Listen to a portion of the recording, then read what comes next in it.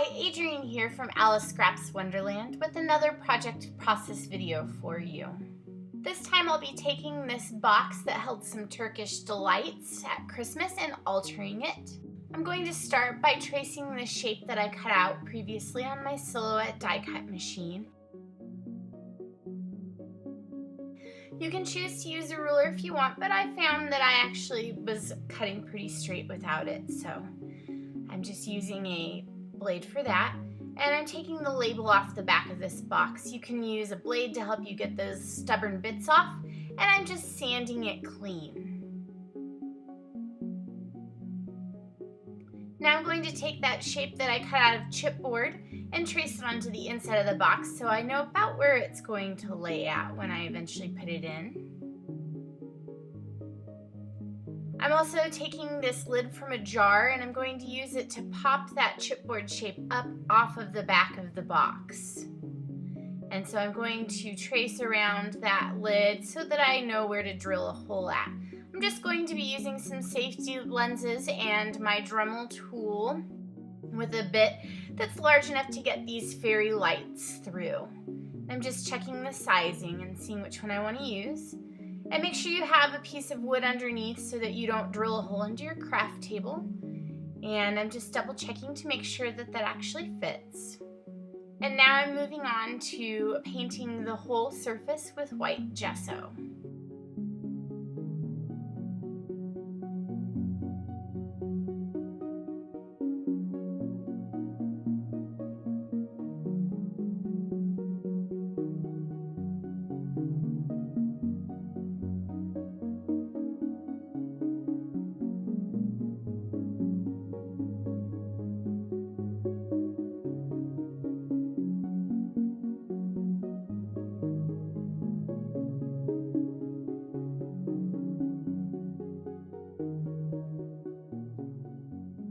I'm also going to paint some of the elements that are going inside my box with gesso as well, including both sides of this piece of chipboard and also the inside edges of the lid.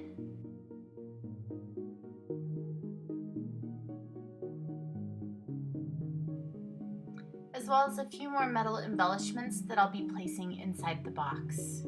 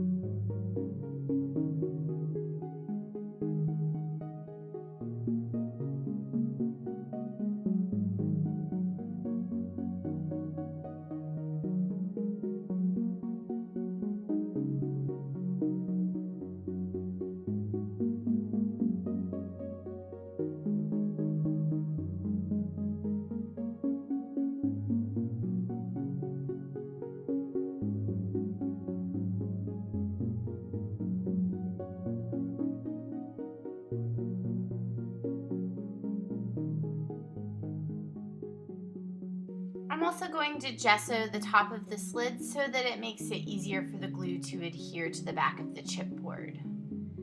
And I'm just doing a few more embellishments with gesso.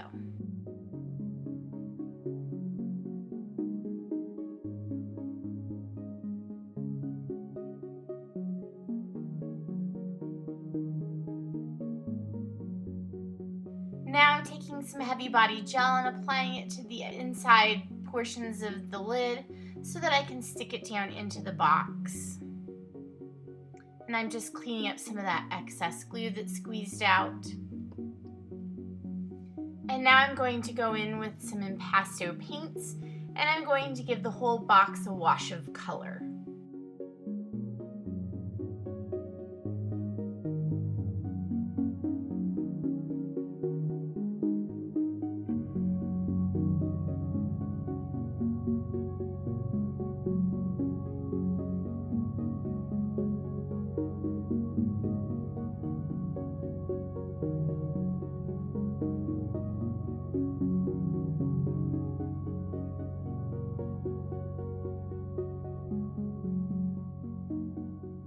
I also use this crackle paste to apply to the whole box as well. My battery died, so I didn't get footage of that, but I'll be using it again later. And once that's dry, you can string your fairy lights in through the back of the box. And if you have trouble getting any of those lights in, some of them were a little bit thicker than the others, just be gentle and just push it through with the blunt end of a tool, something flat. You can see that I'm doing that there. Just kind of help you get that through.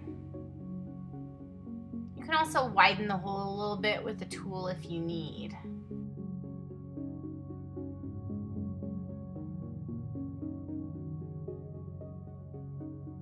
Once my fairy lights were in, I started wrapping them around that lid using a hot glue gun to adhere them to the box.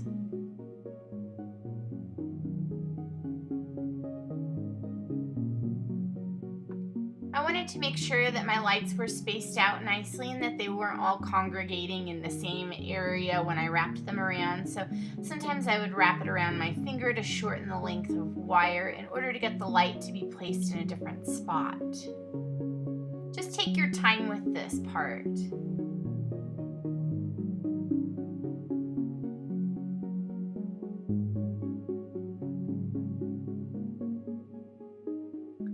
And once the lights are in, you can glue that piece of chipboard. You can see that I also painted it with the pink impasto paint as well. I'm just using heavy body gel again. This is my favorite adhesive for more heavy duty things or things that you know you want the glue to last forever. And just give that a good press and line it up. Again, you have plenty of time to work with it.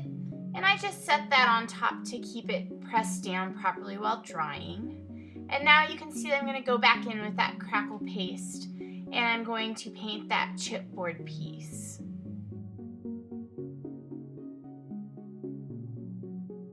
The heavier a layer you put of paint on here, the more large the cracks will be, and of course the thinner the layer of paint, the smaller the cracks will be.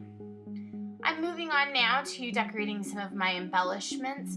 I wanted to use this gold wax from Finnabair.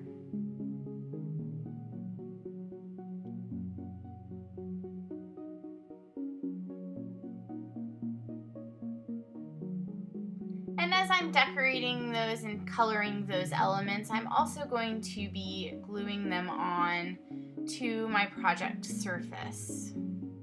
Again, I'm using a heavy body gel for this because some of these metal embellishments are a little bit on the heavier side.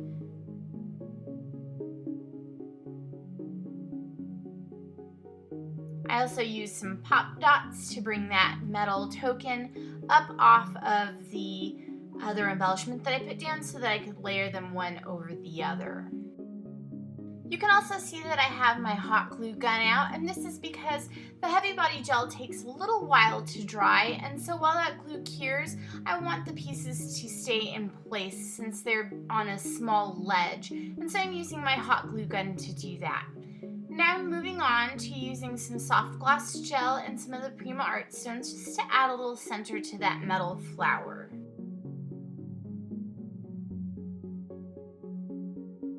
Next, I'm going in with some black watered down acrylic paint to get it into the little creases and crevices of that quote token to really bring out that text. And the wax that I used previously acts as a resist, so don't worry about putting black paint over it as long as you wipe it up before it dries completely. I'm just adding a little bit of that wax to the back of that token, and now I'm gluing down some of the other elements that are going inside of the box. And I'm just cleaning some of that excess glue off with water on a paintbrush. I'm also adding in some paper flowers to the box, and I'm using pop dots to place this crown inside, raised up off of the chipboard. I'm also using my hot glue gun again just to hold things in place while the glue cures.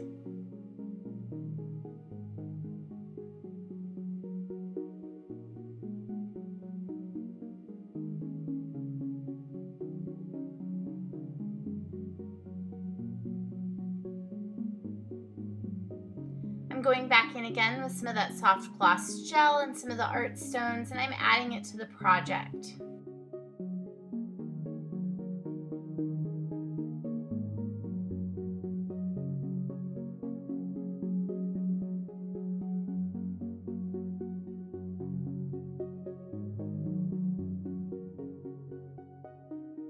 Now I'm going back in with that same pink impasto paint and using water to help get the paint to really flow and just be light over these embellishments.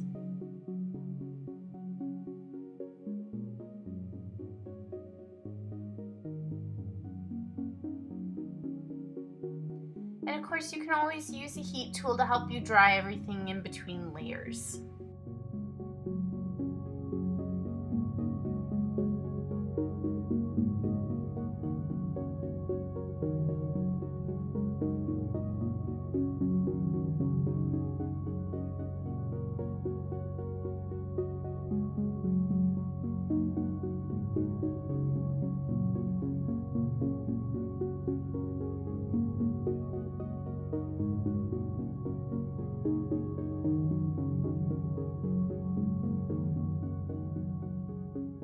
Next, to add a little variation in color, I'm using this mint impasto paint from Prima, just to give a little bit of lightness to the project.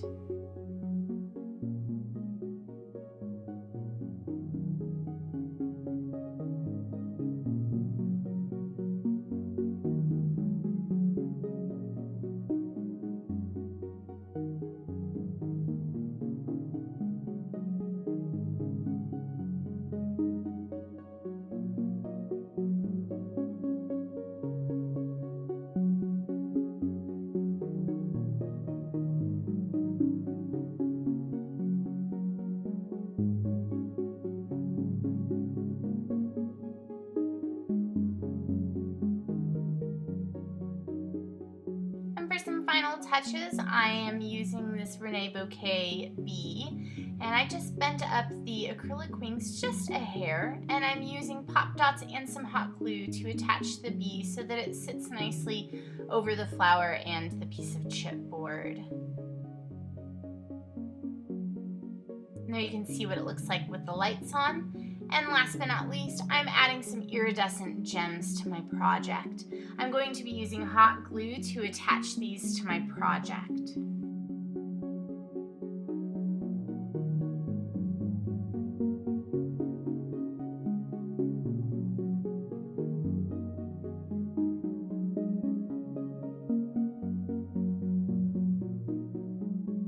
And last but not least, attach the battery pack to the back of your project with some hot glue. And that's it. I hope you really enjoyed this process video. For more videos and inspiration like this, be sure to subscribe to my channel.